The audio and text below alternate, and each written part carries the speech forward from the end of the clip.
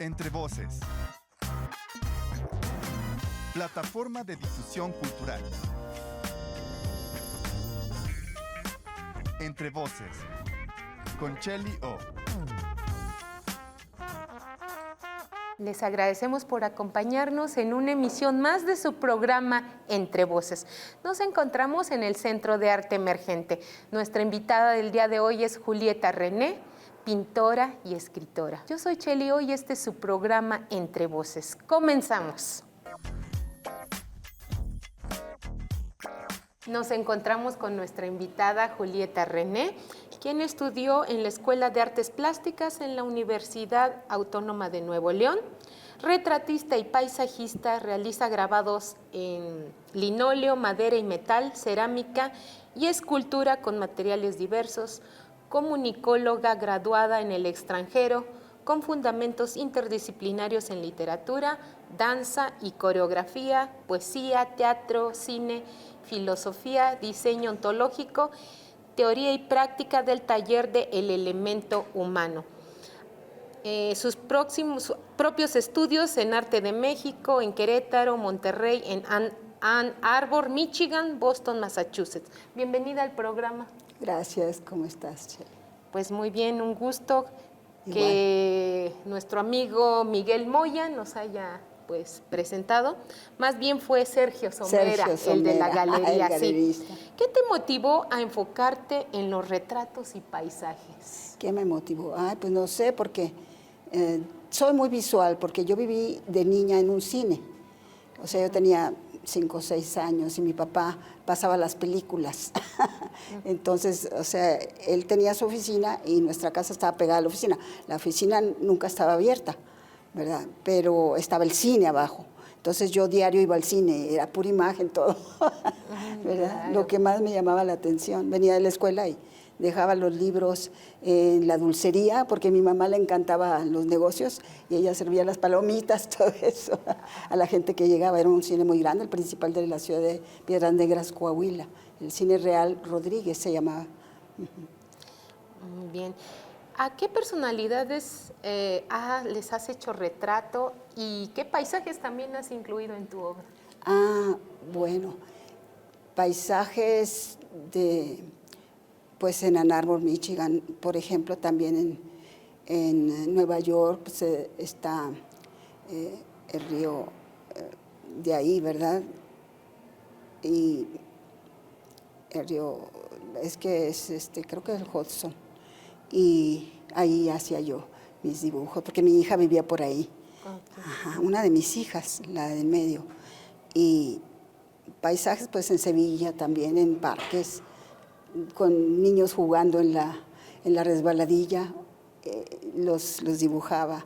Y desde que siempre, primero me acuerdo de niña, un ratoncito, que dibujaba en una rayita así, pero luego me gustó mucho y tengo mucha facilidad, porque también mi hermana era pintora muy buena, la hermana mayor, y ella hacía pues retrato, pero ella era acuarelista, excelente. Yo acuarela casi no manejo, pero más pinto con acrílicos y todo eso. Y me decías... En cuanto a retrato, ¿a qué personalidad?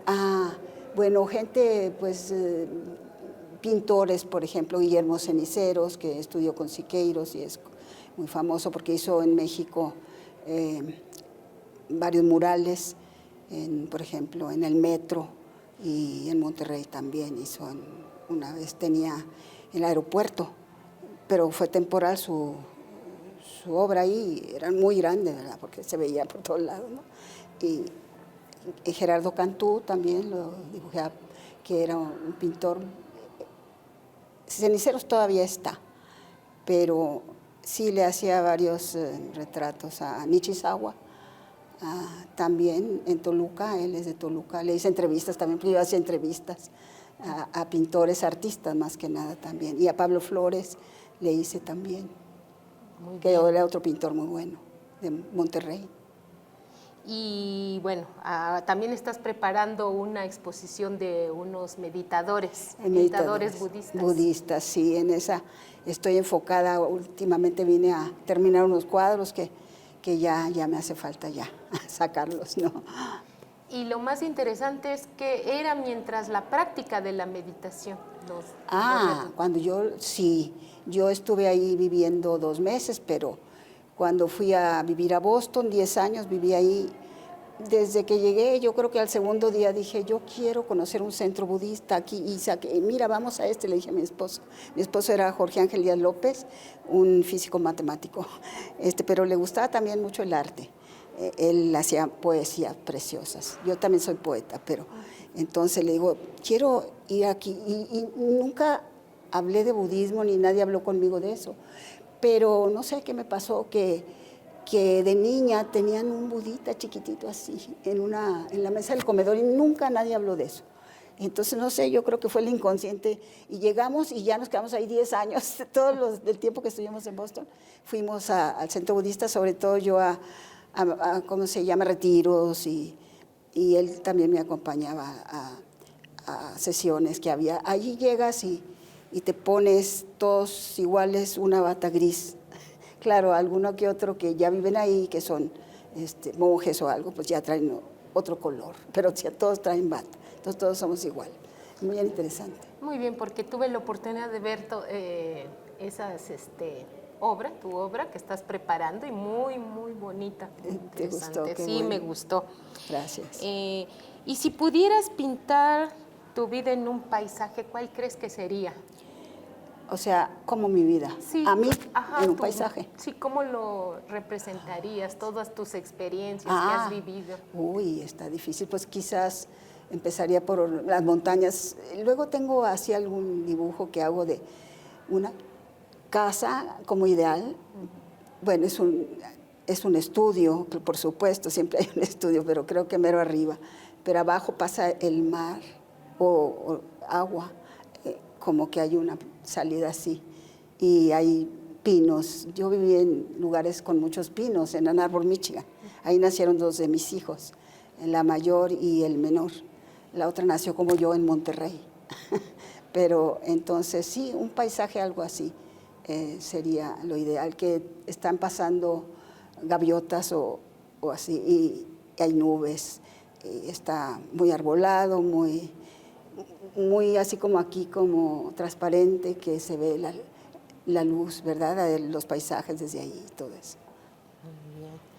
Y realizaste en México dibujos a tinta china del director de teatro Jean-Marie Binoche, Sí. que cuando terminó su enseñanza teatral en un curso de verano del Centro Nacional de Artes, se fue muy satisfecho, y se lo llevó a su taller de teatro en París. Platícanos de este retrato memorable.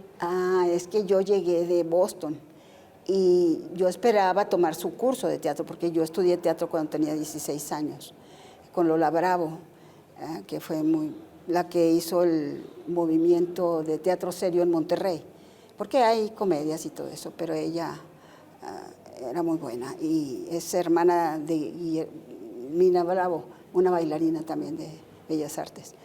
El caso es que me decías que te platicara de mis experiencias. Sí, con el retrato que con lo de Binoche, sí.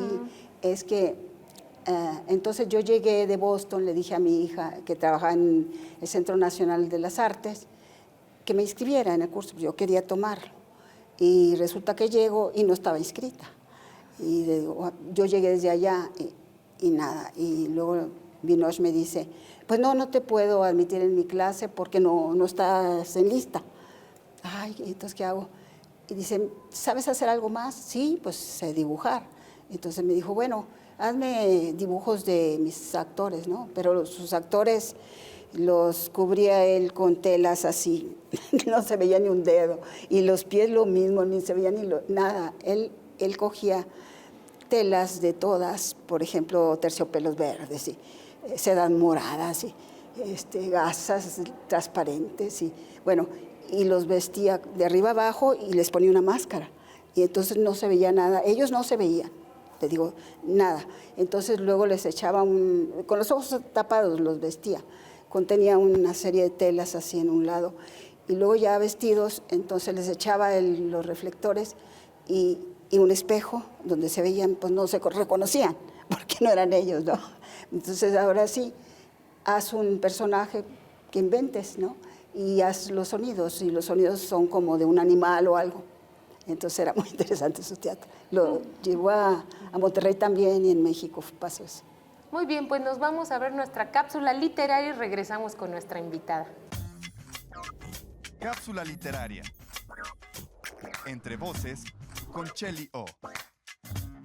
La Divina Comedia, escrita entre 1307 y meses antes de la muerte del autor, hacia 1321. Es una narración alegórica escrita en versos, originalmente en italiano, traducida innumerables veces e ilustrada por grandes figuras, entre ellas Miguel Ángel, Botticelli y Doré. Narra en 3 cantos el pasaje de Dante, por los mundos referidos como los de ultratumba. Dante Alighieri, guiado por el razonamiento franco de Virgilio, hace su recorrido inicial por el infierno y primer paraje de la comedia. Está estructurado en forma cónica y se encuentra constituido por 9 círculos en los que habitan dolientes condenados por sus hechos de pecado. Cada círculo va estrechando el cono de acuerdo con el grado de pecado cometido. Le sigue el purgatorio, constituido por comisas que se elevan alejándose del espacio anterior, en los que los habitantes quizás más esperanzados podrán purgar sus culpas y elevarse al mundo de las esferas. El paraíso, la dona angelicata, presentada en Beatriz, conduce a Dante a través de elevadas esferas hacia el término de su viaje, en el que un Alighieri mortal comprende lo pequeño que es el ser humano ante la grandeza de un amoroso creador. 3 espacios en versificados cantos dan presencia a la Divina Comedia, que con influencias de la trovadoresca y el dolce stil nuovo describe la cosmología medieval siguiendo los elementos de la ciencia que confrontan la impotencia de la época entrante, el Renacimiento, por lo que es reconocida como una obra de transición entre el mundo medieval y el renacentista. Personajes coetáneos y otros llamados por Dante de tiempos pasados aparecen en el momento en que el lector remueve el texto y revive la condena asignada. Es el lector un juez y muchas veces un verdugo de los personajes dantescos. El infierno será el primer espacio que recorre Dante Alighieri y este es el que reseñará a continuación en su momento final. 9º círculo, en el cual un lejano Virgilio abandona al autor, pero el lector difícilmente podrá dejarlo, pues para este momento ya será parte del mismo autor desde su interior como un universo. El epíteto dantesco no es una mera adulación al ingenio del autor de la comedia, es nominar la búsqueda y el encuentro de la sensibilidad que nos mueve a actuar, no para justificar nuestras acciones, sino para reconocerlas como parte de nosotros. Al igual que los personajes Dante, actuamos las imágenes de nuestras vidas. Por otra parte, acercarse a la vida de Dante desde el ojo de la cerradura es llenarse de expectativas que no llegarán a ser saciadas hasta encontrarse con su obra literaria. Pero esta suerte no queda ahí. Leer a Dante es penetrar el universo, un espacio interior que muchos se conoce solo en el umbral de la muerte. La complejidad de las sendas interiores es equiparable a los círculos dantescos, nuevos universos que se juntan y se alejan, siempre en movimiento, y el ser humano termina siendo una figura amorfa, descompuesta, que mientras más se busca, más se reconoce en los otros, porque el miedo logra hacerlos huir hasta salirse de sí mismos y toca reconocer el mundo interior con sus limitaciones, una especie de edad media interior, lleno de negaciones y bellas imágenes estremecedoras. El Alighieri ya ha hecho este viaje y lo transmuta en imágenes poéticas, apropiándose de la palabra depurada para traerlo a la imaginación del lector, pero más allá le da 4 sentidos diferentes para aquellos que necesiten siempre una explicación de las cosas. A través de un breve análisis del canto 23 del infierno de la Divina Comedia se busca un acercamiento a los sentidos atribuidos a la obra de Dante. El canto 33 corresponde al 9º círculo en su segunda división llamada Antenora. Allí se encuentran los traidores a la patria. Según se señala en la obra del autor, da este nombre por el príncipe troyano Antenor. En su paso por Antenora, Dante y Virgilio encuentran a Ungolino, atormentado, comiéndose la nuca de Ruggiero. Por el tono ha reconocido Ugolino a Dante como un florentino, a quien la cuenta de su proceder contra el Ruggiero, alegando que este en vida le sometió a cruel tortura, encerrándole en una torre con sus hijos, por lo que murieron los pequeños de hambre. Al morir los hijos de Ugolino, este padre se los comió por el hambre,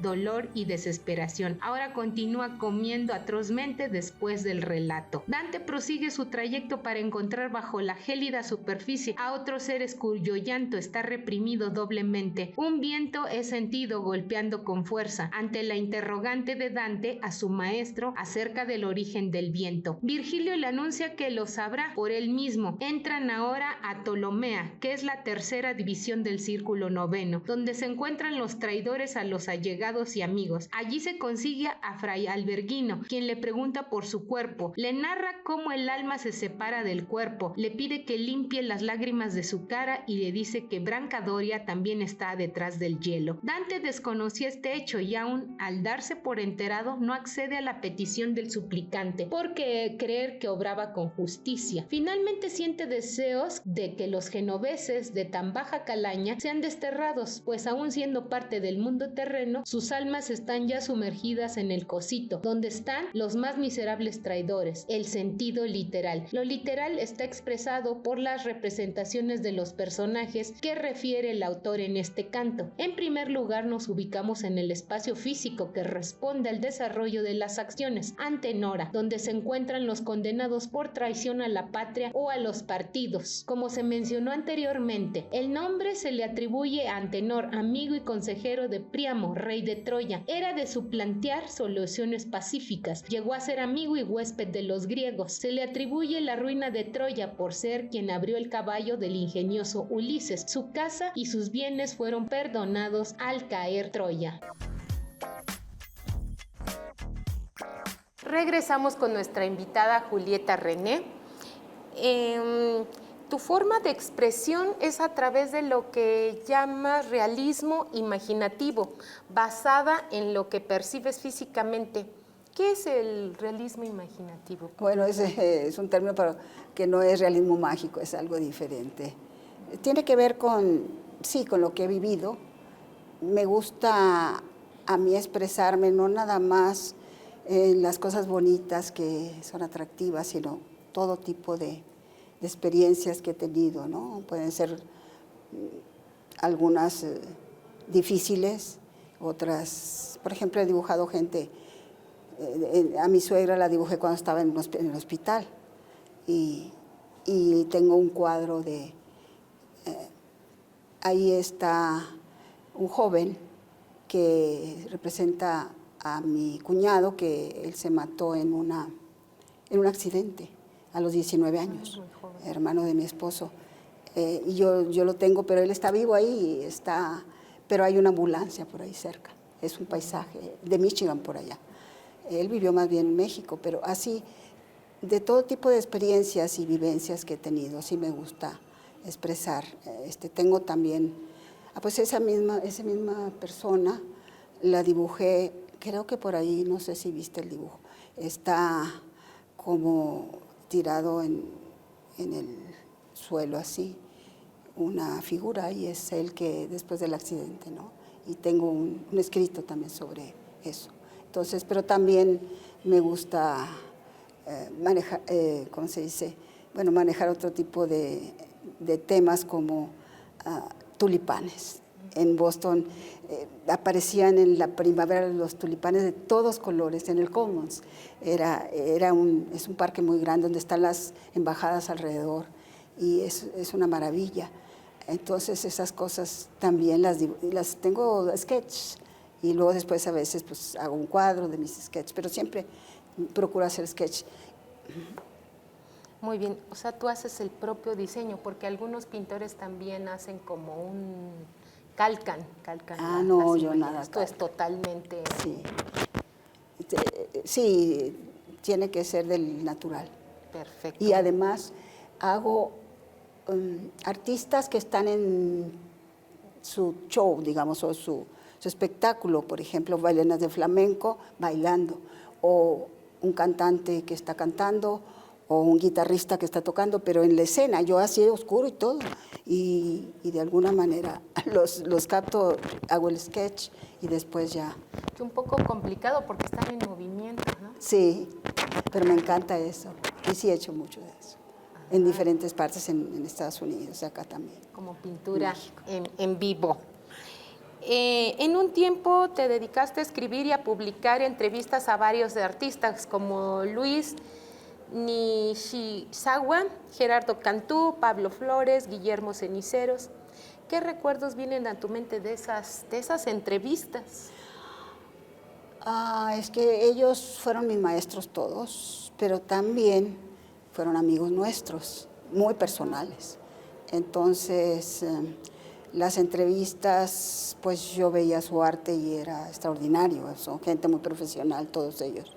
Entonces, Nishizawa, por ejemplo, hay el Museo Nishizawa en Toluca.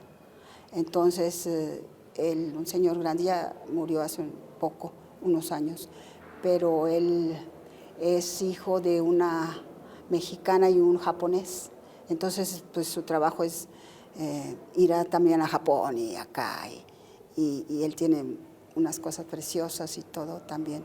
Pero bailes de esos mexicanos, de que la danza del venado y cosas de esas, no sé, muy interesantes.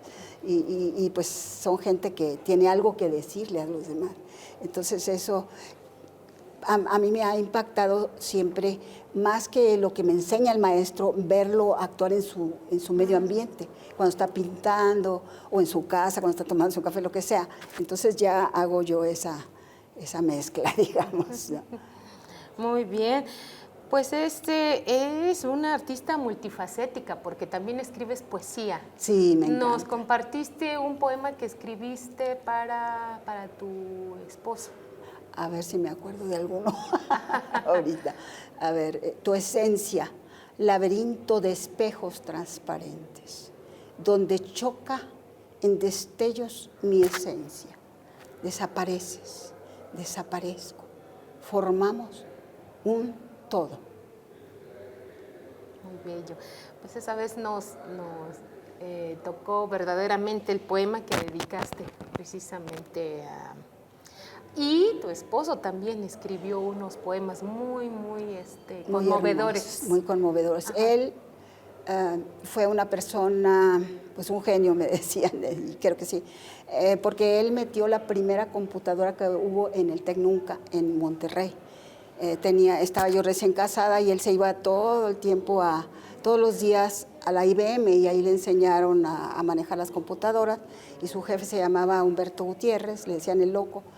Entonces ellos trajeron la primera computadora que hubo en el TEC y ya pues la manejaban, pero eran unos cuartos como refrigeradores fríísimos, helados, y luego ya pues unas cuantas gentes que había ahí luego, ¿no? Manejándolas. Y después pues ya hasta los niños, ¿no? Ahora, pero entonces él era muy buen poeta, aparte de que, te digo, era físico matemático, y aparte él hizo muy buena carrera porque él se dedicó mucho a la gente, a los estudiantes y todo, pero empezó dándoles en la escuela de técnicos a las gentes mayores que venían de obreros y todo eso, ¿no? A estudiar en el TEC, en alguna clase, y él se las daba, y le encantaba hacer eso, hasta lo tiene escrito, que le gustaba mucho, pero él hacía poemas hablando del amor eterno, porque yo sí creo en eso también, no nada más el amor del terrestre, digamos, sino, no se sabe, él decía que nos habíamos conocido muchos siglos antes nosotros, y entonces yo sí creo en todo eso. Muy bien. Muchos países llamas tu atención y quisieras conocer todo a fondo. Mencionas que quisieras conocer Perú, Portugal, Japón y otros. Sí, me encantaría ir a Japón. Sí fui invitada, pero no pude esa vez. Mi hija y mi esposo sí se presentaron allá para el elemento humano, lo que yo digo que también yo era facilitadora. Yo nunca tuve a mi cargo un taller de esos que son pesados. Sola, siempre estaba o con mi esposo, o con mi hija, o con algún otro facilitador. Nunca dije yo los voy a ofrecer, pero sí lo hice y conocí a Will Schutz personalmente. Él ideó esa teoría y esa tiene que ver con el ser humano en su vida personal, en la vida de sus amigos, cómo aparece él en su trabajo en todas partes. Entonces es poderosísimo y todo eso es parte de los dos y de toda la familia. Pues te agradecemos, Julieta René, por acompañarnos en el programa. Muchas gracias. Nos encantada despedimos de estar su aquí. programa Entre Voces, no sin antes recordarle a su página Instagram, Entre Voces por TV UAC, en Facebook con el mismo nombre. Agradecemos a nuestra productora Mariana Solís, a nuestros camarógrafos y a nuestro editor Paquito Tobar. Yo soy Cheli O. Hasta pronto.